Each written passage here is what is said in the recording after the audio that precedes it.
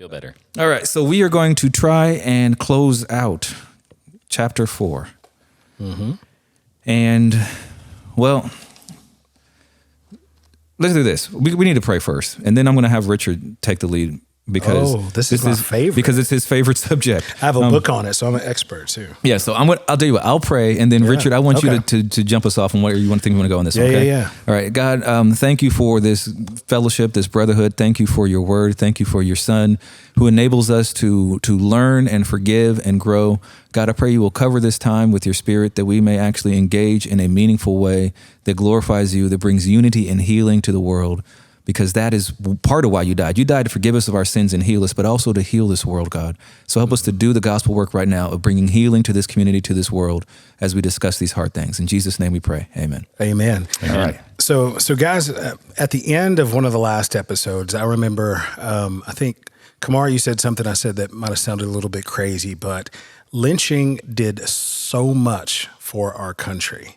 And I wanted to talk about that because I don't know. I have a fascination behind lynching. We were actually looking into going to the National Lynching Museum to discuss and to see what happened. And there's a recent book that I've picked up not too long ago. It's called Red Summer by a guy named Cameron McWhirter. And it discusses... Show it to the camera, too, because there are some people who are watching. Yeah. This is a great book. The idea is that at the turn of the century, there was a lot of things going on. I mean, this is after the Civil War. This is when the Black Codes, the predecessor to Jim Crow, started to come in.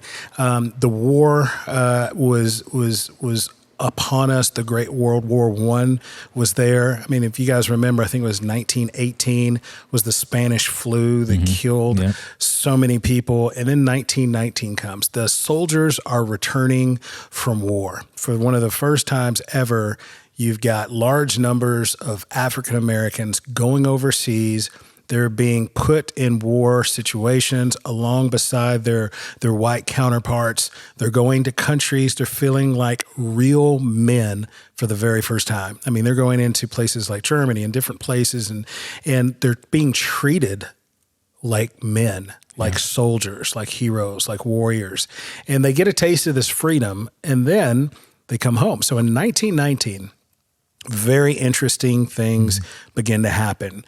This is known as Bloody Summer, but it lasted more than just the summer. 1919 sparked a change in the way we see history. I mean, we see that slavery was bad. We see that the Black Codes were bad, but we are starting to see the birth of a very, very violent hatred between the races. Yeah. And what we're looking at in 1919 is the year when lynching literally changed the course of history in the United States of America. Literally, we had, and we'll get locally to Hopkinsville in just a second, but I just want to run down some of the cities that had lynchings. Some of these are massive lynchings, like there's multiple people. Some are singular, maybe just one person.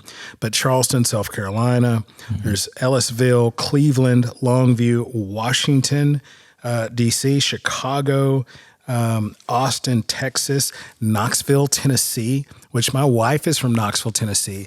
And she grew up there, went to school there, went to high school there. She never knew there was a lynching in downtown Knoxville, Tennessee. And it was a big lynching. She never heard about it. She was never taught about it. And yet when she's, as a full-grown adult woman, she learns about these things. Omaha, Nebraska. One of the things that it talks about, it doesn't get its own chapter because it technically wasn't a lynching, but what happened in Corbin, Kentucky.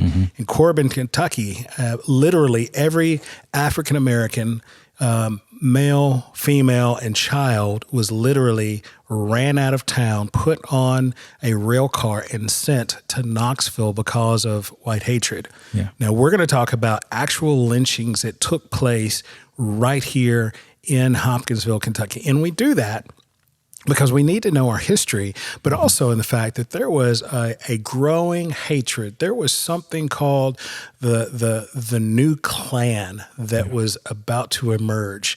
We didn't get into this really last time, but the Ku Klux Klan really started at the tail end of the Civil War, or actually right after the Civil War.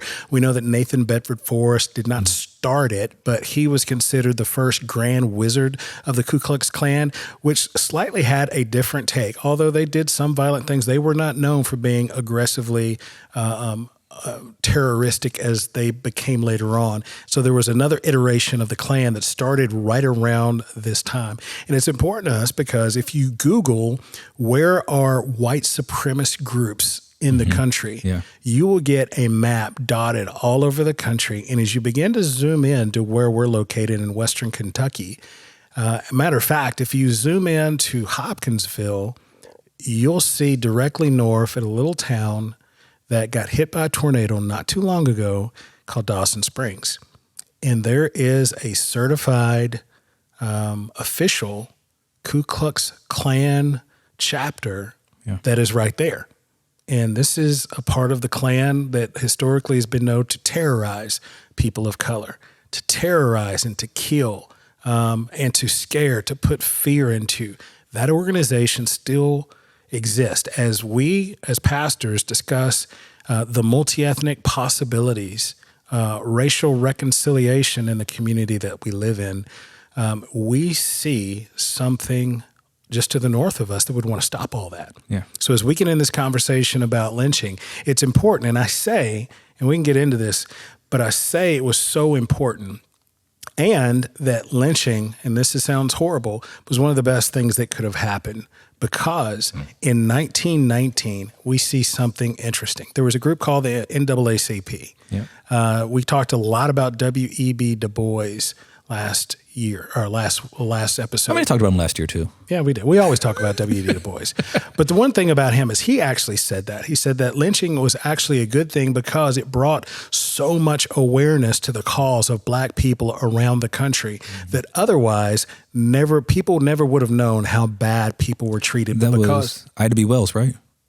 She said it too. She was the reporter. She was a reporter, yeah. And because it began to get in newspapers, it began to be written about. It started to get legs as far as stories that were told about. Where the lynchers, the terrorizers, they thought they were trying to quell local, what they called agitators or people that would do bad things. What was actually happening was the atrocities. I mean, when we talk about lynching, we're talking about not just people getting killed, but people being hung from trees, people being burned from trees, people's body parts being dismembered. Yeah. We're talking about beheadings. We're talking about being thrown off of bridges. We're talking about some super gross things that normal people just don't normally think about until a mob mentality with blood in their eyes begins to cry out for what they would call justice. But there is no justice with a mob. It's only whatever the mob rules. There's a documentary that came out in 2021. I showed it to some of my students. I'm still in the school, called Lynching Postcards. I encourage you to look it up and go and watch it if you haven't seen it. It's great. And I showed it to them because in that documentary, they mention Hopkinsville. Yes. And I said, this is why it's relevant because people are going to think of us. And in them, they just mentioned how they bought the postcard while they were in Hopkinsville. This is what they think in Hoptown. But this is part of the phenomena of just postcards to commemorate these lynchings. And it's a graphic documentary as it talks about it. But I encourage you, if you are able to watch and want to learn, it is a great resource and something they mentioned in that documentary that it now no longer is true. But how Du Bois and Wells and other people in NAACP, they went to Congress and said, we need a national law to make this illegal. Yes. And it wasn't until 2022 that it finally became illegal in this country to lynch someone. So it became a federal crime. Yeah. Yes. Now think about that. I was going to say, it was illegal. It was illegal, but it was not a federal offense. It was not a federal offense. It was murder is always illegal. Yes. But here's the thing. Lynching is different than murder. Yeah. Yes. Okay. And because of the systems that were created in the South, for example, if a lynching took place in 1940, or we're talking about 1919, you're going to have a jury of your peers that will be all white.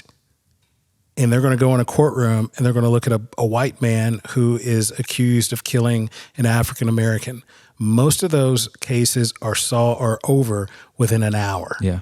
And they said, no, there were no self-defense, cultural good. It was, Yeah. they weren't actually lynching essentially was actually a legal thing to do because it was deemed as one of these socially acceptable Yes. measures to take to defend society. And one of the things that you see in that documentary that you mentioned, these postcards had pictures of literally sometimes 100 people in the picture, watching, posing, smiling. Little girls, Little children, men and women.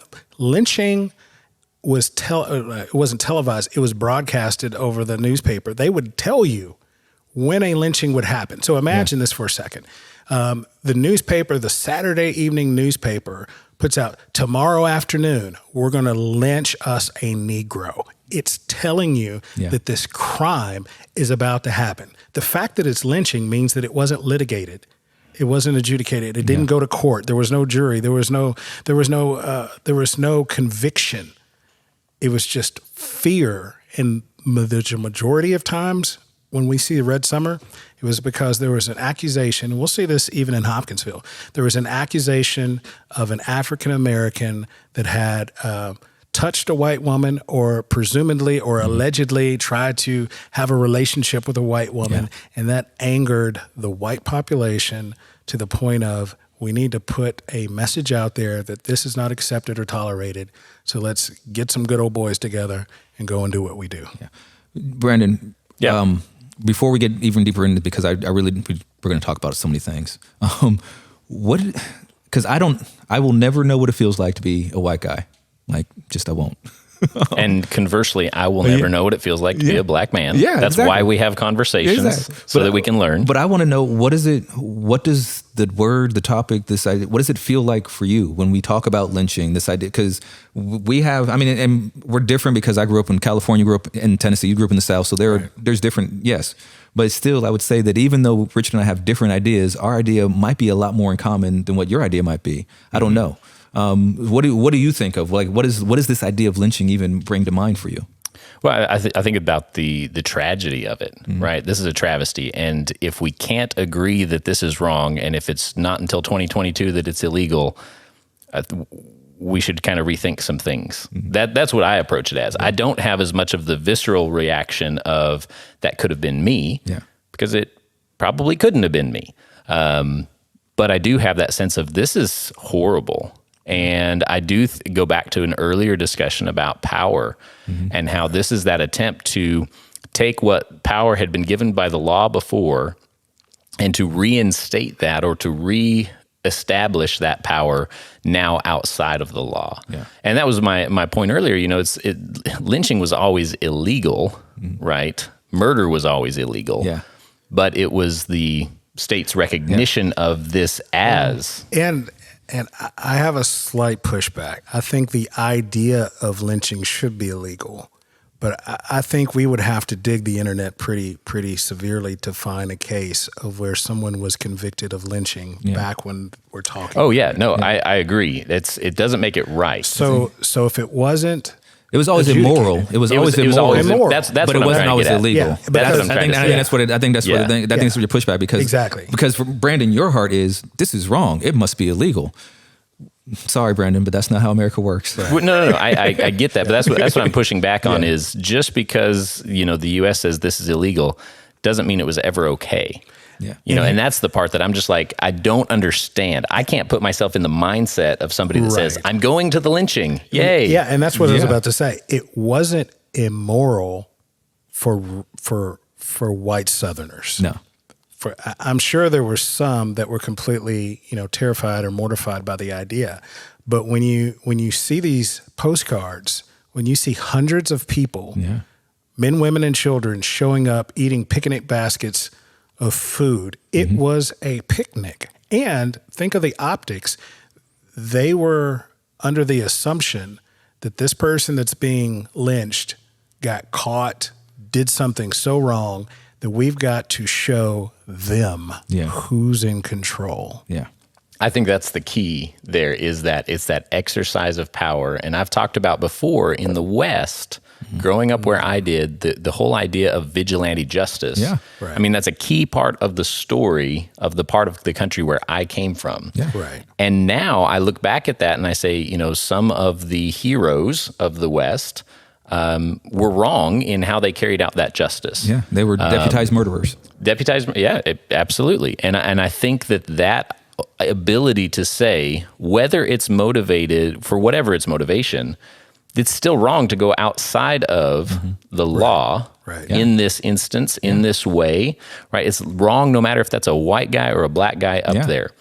I think the power dynamic in lynching is what makes it different from what I saw in the history of where I grew up. Yeah. Because it was this insistence of the law may have moved beyond this, but we know better. Right. And we're going to establish our dominance.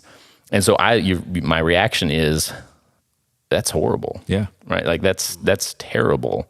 How in the world did anybody, especially anybody in a place where Christianity was supposedly the reigning worldview, In Christian County. Yeah. how did that gain cultural acceptance? I don't know. Yeah. I can't wrap my head around it. Were you wanting, Richard, for us to look at on 143? Because we're talking about how and Right. newspaper bits. That's one I know that where they say specifically about Let's talk Hopkinsville. about, yeah. We're talking about Benjamin. This is on page 142, Benjamin Brame. Yeah. This is a young man, and let's just take a look at him for a second. This was, I'm not exactly familiar. I think this is on the south, maybe western part of the county, but it's called Flat Lick. Have you heard of that location? I've heard of it. I've not been there. I don't Brandon, believe. do you know where Flat Lick is? I don't, sadly. Okay. Well, I mean, I know it's south. You are correct. It is Okay. south, but I don't know specifically where in Southern Christian County it is. Yeah. I mean, Somebody who's listening could Yeah. tell us, I'm sure. Yeah. yeah, and it says today it's it's a modern, it's got population growth, but it says Flat Lick has a familiar, prosaic quality that belies the outburst of a vengeful killing that took the life of a terrified youth a century ago. That youth, Benjamin Brame, was also known as Booker. It adds a particular tragic irony to his murder. Some 50 years before, Flat Lake lay on a supposed route of the slaves of Stewart County, Tennessee, believed to be bent on fighting their way to Hopkinsville en route to freedom. So essentially it sounds like the Underground Railroad, which is a recent discovery, it sounds like, that's taken place here. And so the idea is that this young man, he was accused of touching two little white girls. And it sounds like the little girls got away. They were left unharmed. It says, alleged on April the 8th to have grabbed Ruth Gee as she and her young sister Sally were in their rural yard. Brame was reported to have fled after the younger girl fought him off with a hatchet, which the whole story, I mean, of course, we can't go back in history, but you got to... It may be true, may not be true. May have been. Because there was no trial, Yeah. we don't really know. And the reality is, if he did it, If he did it. did it? Is that did it? If he did do it. If he did do it, yeah, there you go. Did it? If he did do it, it still doesn't justify a lynching. Yeah. And that's we are a nation of laws. Allegedly. Well, whether we like those laws or whether we don't, we are as a Kamar says, allegedly we are a nation of laws. We do have laws on the books, Right. and so to work outside of the law is never permissible. Well, I mean, I say allegedly. I mean, we're gonna derail a little bit, and we're gonna get back to this. I'm not gonna change the page. You're all right. But we were talking a little bit before we started recording. We would look at some of the things that have happened in culture in America in these last couple of weeks, especially, and this back and forth. Again, you talk about vigilante justice. Even like you guys weren't there. I was jokingly, talking about like, hey, if I'm getting beat up, you're gonna come. And Brandon's like, no, sorry. I'm like, you won't punch somebody? No. Like, but the idea is that this is so embedded in American culture, even still, that this idea, we have laws in place. But if you cross a line, I'm going to assert X, Y, and Z things to defend myself, my family, my honor, my whatever. You stepped on my shoes or you parked in my parking spot. I mean, it happens on both sides or all sides rather ethnically. It's not like it's one culture over another. That's right. And so I say allegedly because we have these laws, yes, but there's also this unwritten American law. Like you said, the Western idea that says, but at the same time, though, if you mess with me and mine, forget laws. Yeah. Right. I mean, so. That's true. That's true. And I think even in the South, we have kind of that John Wayne mentality. That's kind of, we kind of stick together and we kind of, don't mess with my, don't step on my property, don't touch my stuff, things like that. In the South, you don't scratch another man's truck. There's certain things you just don't do. Good thing I don't drive a truck. Yeah, exactly. Right. Right. There's certain things you just don't do. It's black or white. Yeah. And that's black or white. There is. Yeah. There's an American pride, but then there's a Southern pride. Yeah. Right. We proud. I mean, I guess I'm the only true Southerner because we're here. Westerners. Yeah. But in the South, we love being from the South. We love sweet tea, fried chicken. We love all that kind I like of those stuff. things. Yeah, You like sweet that? tea, fried chicken. But that's our stuff, right? We invented that But stuff. Kamar is going to culturally appropriate that stuff. Well, it's already been. I am the great gentrifier. Here to culturally appropriate all your things. You don't have to decolonize it, right? Yeah. But so it's amazing to me, and we've talked before about Glazier's approach and his obvious agenda in writing. Yeah. It's there. It's absolutely there. But this is a masterful paragraph at the top of page 143. Yeah. Like this is well done. This is excellent writing because he ends with, and he doesn't call attention to it. It's subtle, and it's just the kind of thing I love. Where he says, then attempting to shoot Brame, the girl's father was reportedly restrained by the posse just in time, he's quoting, to prevent him taking vengeance into his own hands, as if what the crowd is doing is not taking vengeance, and what this father tried to do was take vengeance. It's like, no, you are taking vengeance, crowd, lynching bee, even if the work is quickly done and quietly. Yeah. Right. Yeah. And what it's doing is it's legitimizing the lynching as if it in itself is justice. This is justice, but if the father shoots him, that's vengeance. It's revenge. Yeah. And revenge is bad. Well, two things from that paragraph in the beginning of the next one, I think are important for helping some people understand things that are confusing. So when the Black Lives Matter movement exploded on the scene, as it were, when it was still focused exclusively on black issues, because now it's expanded, I get that. A lot of people I encountered, especially white people, were coming to me and say, I don't understand why everybody's so up in arms. I don't understand how this is considered some racist thing that happened with the police. And there's two sections of this that really jive with that, because he says, this is quoting from the actual account in the newspaper, says, quote, the Negro began moaning and praying and begging to see his mother, but a deaf ear was turned to his entreaties. And then going down to the beginning of the next paragraph, the body remained undisturbed for nearly 2 days. So when we go back to places like Ferguson, and people say, why was the response what it was? And maybe this will help somebody understand, because this is the cultural memory that many black people navigate through life with. And we say, we've seen this before. Right. We know what this really is. And it might not really be that. I get that. I understand that just because we see it doesn't mean it's real.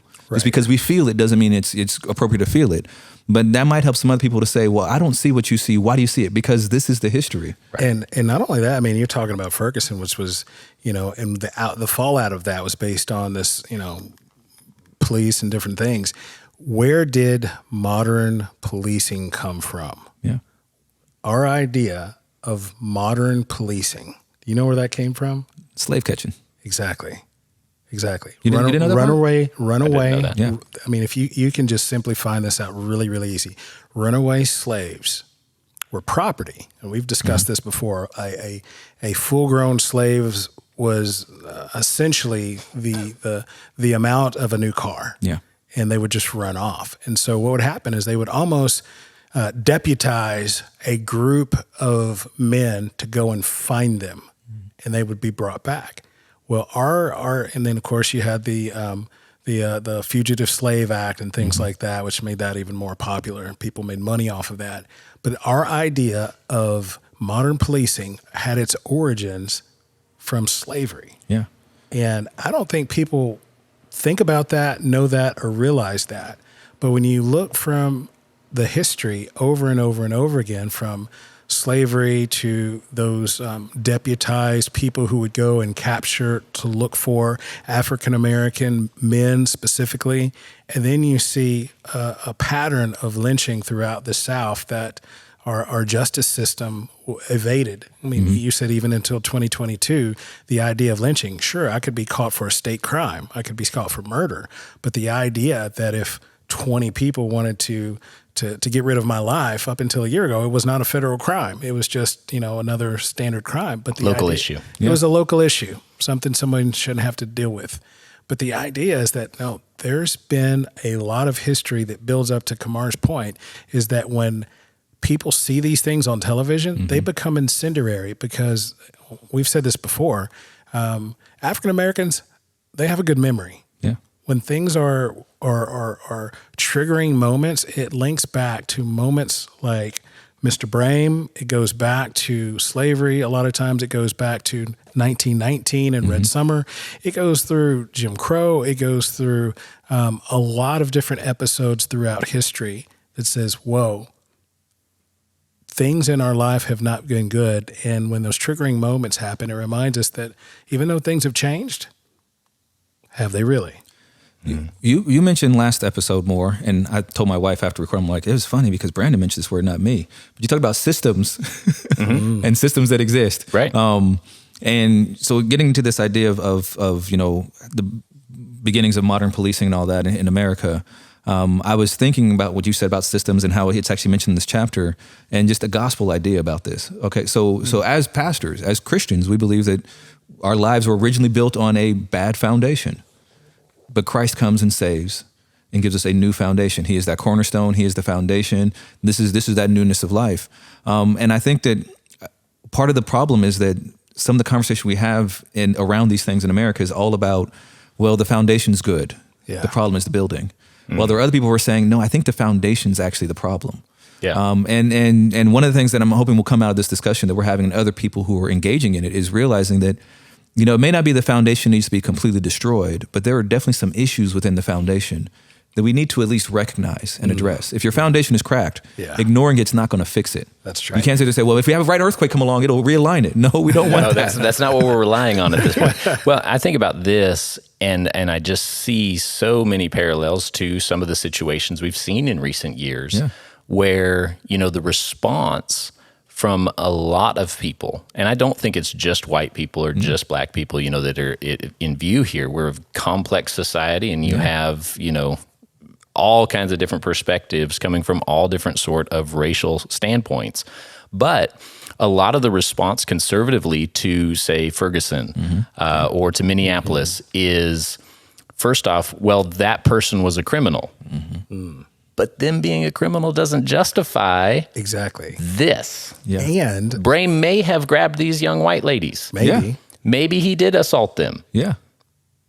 But that's for the court to decide. Yeah. And to go along with that point, a lot of those instances that you said in those different cities, those were people who had not yet been adjudicated. They had not yet gone to trial or court. They had not yet been convicted of the crimes that they had been stopped for. Right.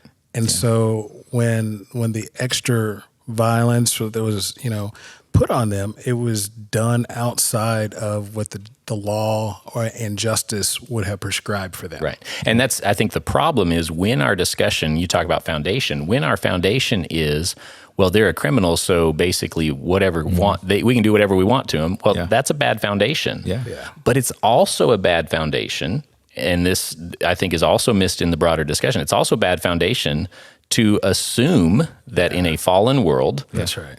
there's going to be the possibility of goodness without some. Yeah. That's true. You guys are familiar with this. There was a time in our country, I don't know when it changed, and maybe you guys will disagree with me and say it hasn't changed, but there was a time in our country when we were innocent until proven guilty. Disagree. I don't think there ever existed such a time. Okay. But you're aware with that popular idea. Kamar disagrees, Richard. What are we going to do? Oh, no. Okay, but let me what a ask. novel idea. Me Brand, disagreeing with something. But you guys have heard of that. Yeah. And I don't know. Those words exist. And you may have never agreed with that, but did you believe that about our country, Brandon? Yes. I did too.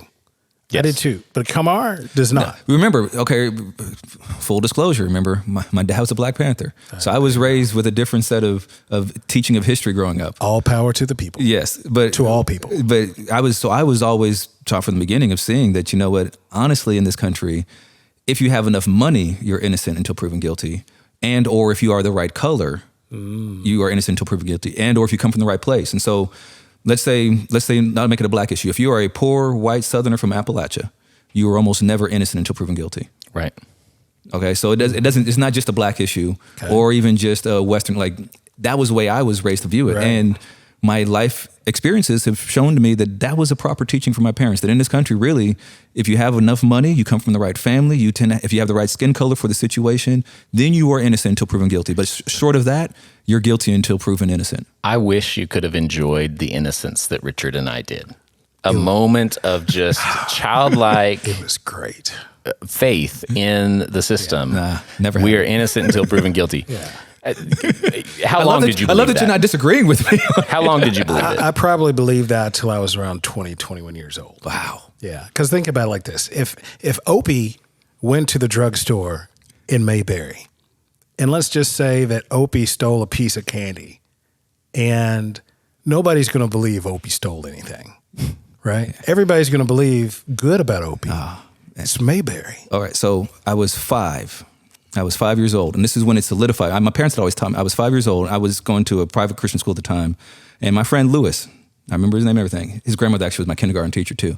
My friend Lewis and I, we needed money to buy snack after school program. His sister went there, and he said, "Hey, just go. My sister has my money in her backpack. Just go in her backpack. My money's in there. Grab it, and we'll go, and we'll get our snacks." Yeah. And so I did what my friend Lewis said. Went and grabbed his money out of his sister's backpack. We bought our snacks. Thought nothing of it. Lewis's sister comes along and says, "He stole from me," talking about me. I say, "I didn't steal anything. Lewis told me that was his money in his sister's backpack, and so I got it because Lewis said so." Private Christian school back then is what, 80s? So I got a spanking from the principal over this for being a thief. And then I got a spanking from my mom for a week, every day for a week. And my mom believed me. And she said, "This isn't because you stole. This is because you failed to realize what you have to do to make it in this world. You will never forget. You are a black boy going to be a black man. They will never believe you're innocent. You need to navigate correctly or you will die. I am doing this because I don't want you to die." So she spanked you for a failure to navigate the situation correctly. For not recognizing Lewis is white, his sister is white, you are black. They will never believe that you didn't steal from her, going in her backpack, taking her stuff. Okay. You need to understand this, Kamar. So Kamar, you need to lay on the couch for a minute. Tell me about that. No, I mean, but this is true because I can look at it and say, okay, my mom was excessive, but my mom was not wrong.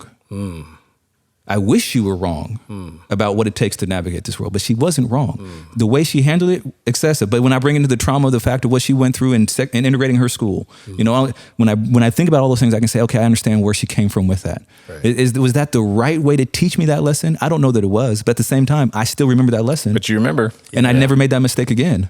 Right. I mean, and it didn't prevent me from falling in love with and marrying a white lady either. So it's not like I have this impending fear and hatred of white people from it. But rather she drove home the point that says, "No, Kamar, you will never be innocent until proven guilty in this country. Right. You will never be innocent even when you're innocent in this country. Even when it's your friend stands up and says, 'No, I told him,' because Lewis said, 'Yeah, I told him to do it.' It didn't matter because she said I stole from her. That was the end of the story. And when you look at this story, like, you know, this idea of lynching and what is he? He was accused of doing something to some white girl. So you can understand my mom's like, do you not understand? Right. Yeah. You could have died from this, Kamar. Now, granted, it's 1980s in California. I'm not going to get lynched for that. But just go back in time, not even 20 years and put me in a different state. And I could have died from that. Well, and I'll tell you what, you know, growing up, I was born in the 70s, right? So a later part of the 70s, but still the 70s. But you're still old. Thank you. I appreciate that. So the idea is I was raised in the South, and the advice that my mom gave me was, better watch out hanging around those white girls. They will get you hung. Yeah. And I laughed about it, and she laughed about it a little bit. But the idea is that was my mom was born in 1951, right? There was a reality that, if you mess around with those white girls, you could be hung from her history. Yeah. And so that was the idea of like growing up. And of course, I'm married to a white lady, a white woman. But the idea is that that was not a cool thing to do. Yeah. A matter of fact, it's only been 50 years since that was legal. And the reason why I'm talking about it is because the majority of these lynchings came from the perception that these mostly African-American men had some interest in a female who happened to be white. Yeah. And the perception was, we learned from Miss Ellen. Miss Ellen said that a lot. The fear is these soldiers were going to come from Clarksville. The fear was that these beasts in human form, the fear is that these black men were going to get entangled with these white women. And that was the biggest fear that the culture at that time seemed like it could imagine. Yeah. And so because that was the biggest fear, they had to put a stop to it. Yeah. And the best way to put a stop to it was to put fear in a population that would attempt to do something like that. Yeah. And to a large degree, and this is still to a degree even with me, with my kids this day, unfortunately, a part of parenting black children is making sure you pass on that healthy fear. And just think about when we want to talk about the effects of sin in the world, this is the reality of something that was, you could say, done to me, that I am indeed doing to my kids, in the sense of saying there is a certain amount of fear that you need to live with if you're going to survive. Because walking in that one time, like I said, I never really believed innocent, but the one time I sat there and said, yeah, what's the big deal? I'm going in a backpack. My brother said, one time, that was 35 years ago. I'm not going to forget that one time. Right. Because I didn't have that healthy fear of, wait a minute, actually, Lewis, you go get it yourself, because I'm black and she's white, and that might not look good. Do you instill that into your kids today? Not to the same level it was done for me, because I do believe the world is different, right, and it is not quite as restrictive, as it were. But there is a degree of that. There is a part of that I do teach them, like, hey, like with my daughters, for example, recognizing that, my wife is a very emotional being and she can get loud and angry sometimes. And my wife and I will make sure that our daughters realize if you get as loud and expressive as your mother in public, it might not go so well for you, because an angry black woman is not the same as an angry white woman. We need to have a whole show just about how to raise multi-ethnic children. My wife and I were talking, my wife and I have been talking about, what can we do next to podcast? I'm out on that one. My wife and I said we might, but my wife did say that we might do that next. Like, she and I might sit down and actually start a podcast with her and I, just talking about what is it to have an interethnic marriage and what's it like raising kids and just being two different colors in this world like that. And Brandon, all you need is one, and then your whole family's multi-ethnic. Yep. Right. Yeah. Right? You're saying there's a low barrier to entry? There's a low barrier to entry, and it's accessible to everyone. Yeah. Well, not really, not anymore. I mean, you're married, and I guess you could adopt. That's what I was saying. That's what he was saying. He's not advocating me ditching my wife and family, man. Well, I was what kind of Southern that. Baptist pastor do you think he is? I told you earlier, I'm bad Baptist. You are. Shut Southern your mouth. Baptist, but he's not. He's a very good bad at it. Baptist. Shut your mouth. I'm only talking about Kamar. Well, we can dig it. Okay. You don't know Shaft. that? Moving on. You don't know about Shaft. I'm sorry. He don't know. No, sure Shaft. don't. Oh. Sure don't. Moving on up. Okay. Got it. Well, okay, back to lynching. Lighter topics. This one, okay, 146 got me by surprise. So I'm going to read this passage to you, because this is not something that I have heard a lot about. It says, middle of the page there, for example, in Guthrie in early 1904, Lewis Radford, a black man, was jailed on suspicion that he murdered a young, it says retarded, so I'm sorry if I offends anybody, that's just his words, black woman. While the marshal was at dinner, a black crowd assaulted the black jailer, who had initially refused to turn over the keys to Radford's cell. They could not have issued this demand to a white jailer, and certainly not to a white officer. Radford would not leave his cell and was immediately shot 8 times. His body was hanged from a tree near the entrance to the jail. The perpetrator suffered no legal consequences, and the established pattern once again unfolded, including the subsequent report by the Todd County coroner declaring, quote, the victim was killed by person or persons unknown. Right. So you have this pattern of we don't know who did it when we obviously know who did it. Exactly. But this is different because you have a black mob lynching a black man. Yeah. Now, as you read through this, he makes this justification that, it wasn't always white people who lynched black people. Black people would lynch black people too. And personally, I think it waters down the argument just a little bit, because that's not the norm. Well, there were 5 between 1882 and 1930. Yeah, there were 5. So the vast majority of lynchings were not black on black lynchings. Yeah, and 4 of them took place in Western Kentucky. Yes. But here's why I think is weird. This is why I think it's relevant, though, because going back to modern day, where we have these things happen that some of us will say are modern day lynchings, and somebody will say, well, but the officers involved were black. So how could it have been what you're saying it was? Yeah. And I think this is interesting because it shows there is historical precedence that says just because the mob is black doesn't mean it's not lynching. Right. Yeah, lynching is lynching regardless who does it. as pastors, we would say, again, the foundation is bad because it's sin. Mm-hmm. Yeah. Sin is the problem. Yeah, and that sin can come out in racially motivated power struggle, or it can come out in non-racially motivated power struggle. Yeah. But it's all a rejection of the gospel. It's all an ignorance of the fact that I'm a sinner, you're a sinner, we are in desperate need of grace right now. Yeah. Exactly. Oh, white skin does not mean sinfulness. Yeah. Black skin does not equal sinfulness. Right. It's the heart. Yeah. Yes. Human skin equals sinfulness. Yes. Like, I'm a sinner, you're a sinner. Wouldn't you like to be a sinner too? No. I would like to not be a I'd sinner like to too. not be. I'm with Kamar on this one. He agreed with me. Kamar for and sure. I agree on something for a difference. Yeah, but I do think that is an interesting and relevant thing because so often people are quick to say, well, it can't be that because the color of the skin. It's like, no, lynching is lynching. I mean, and like I said, power extra struggle. legal. It's extra legal violence that is in view here. Mm-hmm. And, we're told in Romans that the governor's been handed the power of the sword. That's right. Right? Yeah. And I see that. I know that. I think the problem comes in anytime, whatever the color of your skin, whatever the motivation you think you're bringing to the table, the moment you take the violence to the problem, you are the problem. So I want to just really quickly tell you why I think lynching was a good thing. Yes. Do you remember the Aaron Pettis Bridge incident in Selma? Edmund. You're thinking of Aaron. I'm thinking of Aaron pastor Pettis, here in town. our Edmund fellow Pettis. pastor. like Aaron Pettis, but he has a bridge named after him. I know the bridge you're talking about. Yeah, I think it's Edmund Pettis. So if you remember Selma, Martin Luther King, all this kind of stuff, the dogs were released. There was this massive scene that happened on television. Because of that violence, people woke up in America to the idea that things are not good for African Americans in the South. Well, when lynching took place, especially throughout the year 1919, it opened people's eyes that there were atrocities in our own backyard. There were atrocities that it was unspeakable. And if those things had not have happened, I think that people would still be close to the idea of things are that bad. Now, granted, it took another close to 40-something years before the civil rights to change things. Yeah.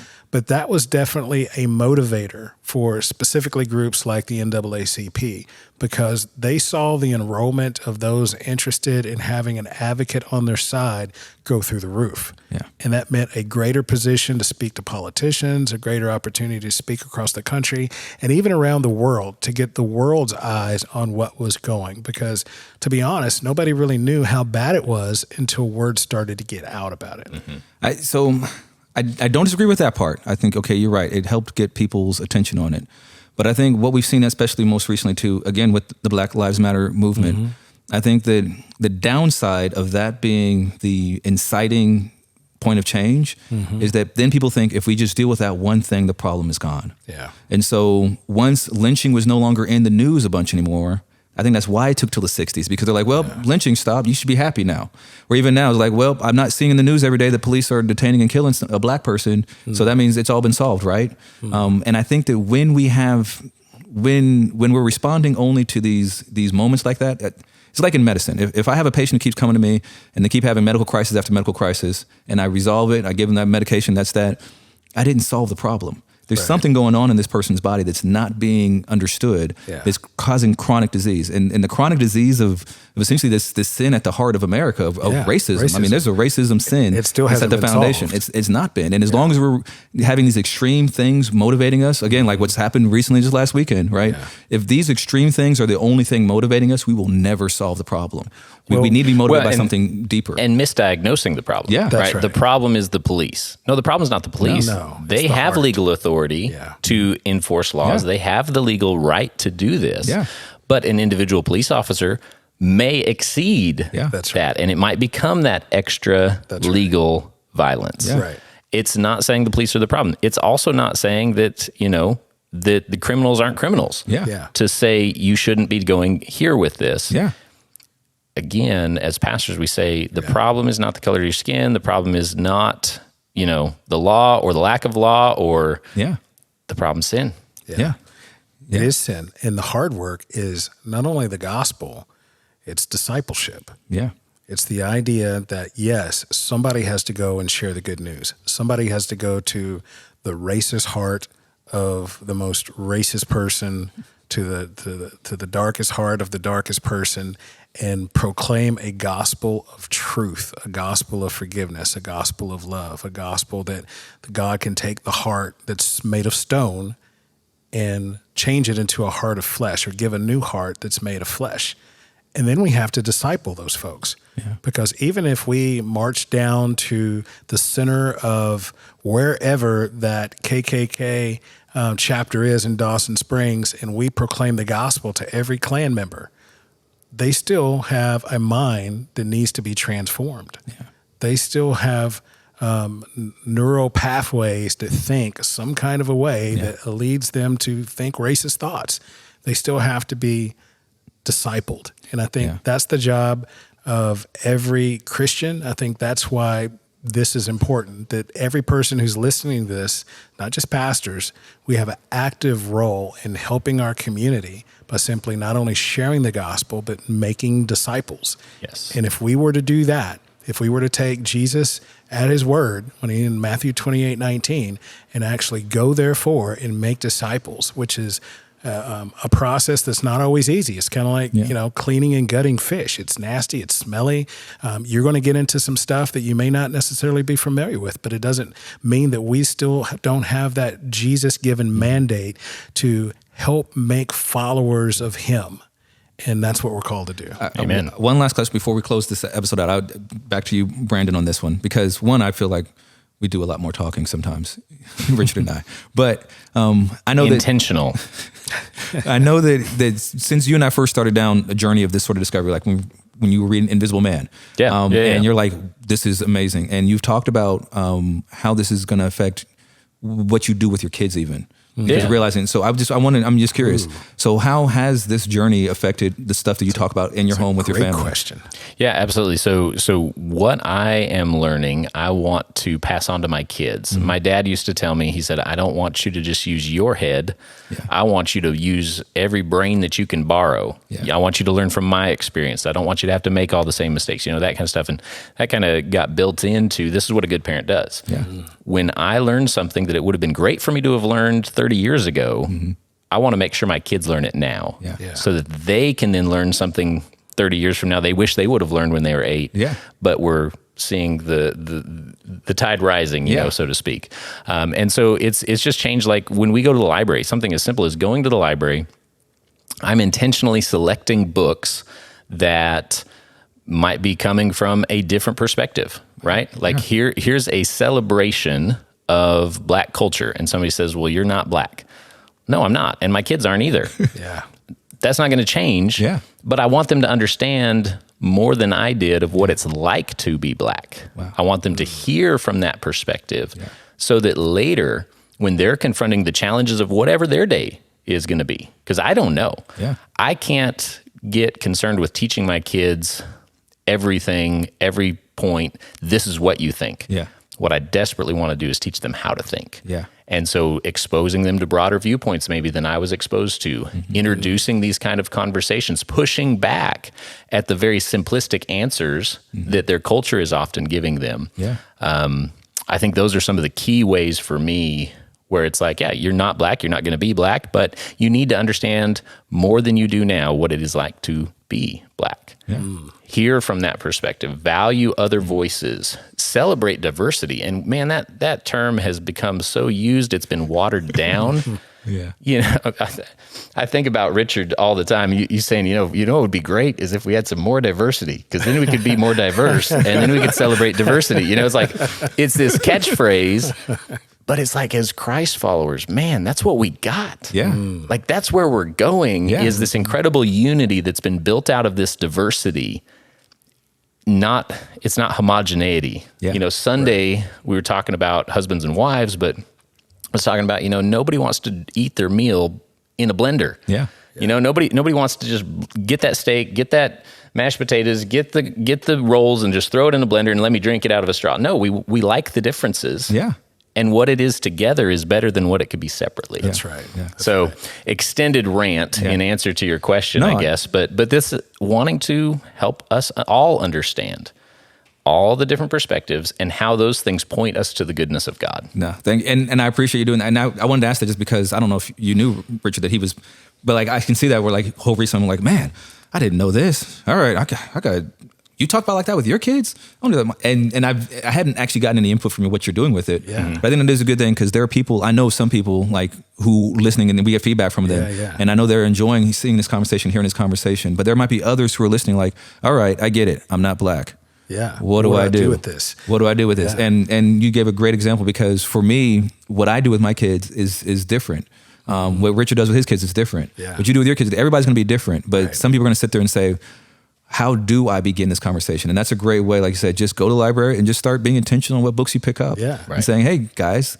And something else I will say that I know you do that you didn't say here that people need to understand is that you're a critical person in the sense that you don't just read something and say, whatever it says, that must be true. Right. And you've taught that to your kids as well. So picking it up and saying, we're going to read this and learn about their experience does not mean we're going to then also mimic it and mirror it and believe everything they say. Right. But rather, we're going to read it and we're going to critique it and say, okay, what is the good? What is the bad? What can we take from it? But we're still going to read it all the same. And so I just want to add in there because people might come back like, so Brandon, you going woke now? Well, that's a whole nother discussion for a whole nother day. But realize that when he's saying take it up and sharing it, that doesn't mean just receive whatever it is Absolutely. but be open to hearing from them. Yeah, I appreciate that. It's C.S. Lewis. I believe in Christianity as I believe in the sun rising. Right. Not that I can see it, but by it I can see everything else. Yeah. And so I don't bring, race issues as the lens with which I view everything. Yeah. Christ is the lens on my good days. Christ is the lens through which I view everything, not my tradition, not my background, not my experience, not your background, your experience, or your tradition. Christ. But in viewing everything through the lens of Christ, I'm going to come to the point where I can celebrate that diversity rather than be afraid of it or fear that I'm going woke. Yeah. All right, well, we're going to end this episode there. I know we talked about more than just lynching. I'm sorry, Richard. I know you just want to talk about lynching for 5 hours. No. Hey, we could do that. But next time. I haven't said this before, but thank you to everybody who is out there listening and watching and putting up with us. Share it with a friend. Let's take a potty break. That sounds like a great Not together. Not together. Separately. No, we're not that woke. Yeah.